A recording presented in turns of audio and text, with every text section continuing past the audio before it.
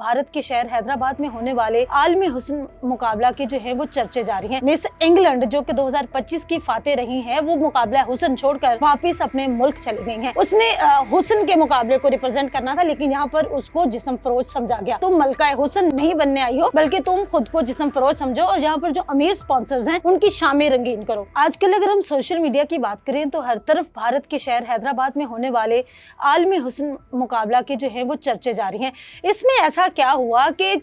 Miss England जो कि 2025 की फाते रही हैं, वो मुकाबला हुस्न छोड़कर वापस अपने मुल्क चली गई हैं। उन्होंने जो सफ़र है भारत से 7 मई को भारत पहुंची थी और 16 मई तक एक हफ्ता ही सिर्फ रही, क्योंकि मुकाबला जो हैं वो 31 मई को होने थे, लेकिन वो 8 दिन रहने के बाद अपने मुल्क वापस चली गई हैं। मैगी मिलर जो है उन्होंने अपना एक इंटरव्यू फ़ौरन वापस जाते हुए इंग्लैंड के एक न्यूज़ चैनल को दिया और उन्होंने बताया कि जब मैं वहाँ पर पहुंची तो मैं जिस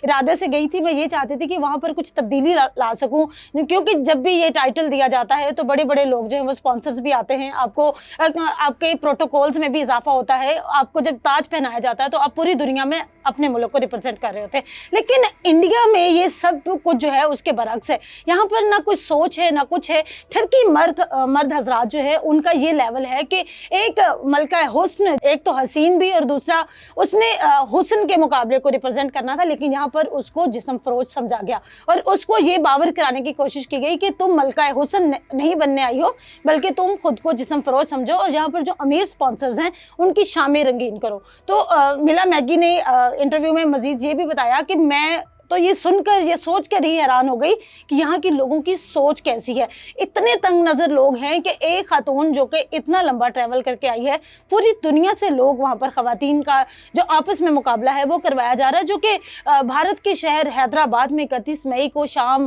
5:30 बजे मुनक्किद होना था और रात 1 बजे यानी कि 1 जून तक जारी रहना था। उन मुकाबला जात को तो पीछे करके इन ख़वातीन को जो है जिस्म फरोश बना दिया गया। उसके बाद उन्होंने कहा कि मैंने जिस शाम मुझे ये सब करने को कहा गया तो मेरे ज़मीर ने मुझे इजाज़त नहीं दी और मेरी कोशिश थी कि मैं फ़ौरन इंडिया से अपने मुल्क वापस चली जाऊँ। आजकल BBC की एक रिपोर्ट के मुताबिक जो है उसमें यही बातें गर्दिश कर रही हैं कि हर तरफ जो है हर आर्टिस्ट को जो है भारत में जिस्म फरोश समझा जाता है और उसे इस बात पर मजबूर किया जाता है कि वो ये काम करे अगर उसने फील्ड में और इंडस्ट्री में अपना नाम पैदा करना है। दूसरी जानिब अब जो है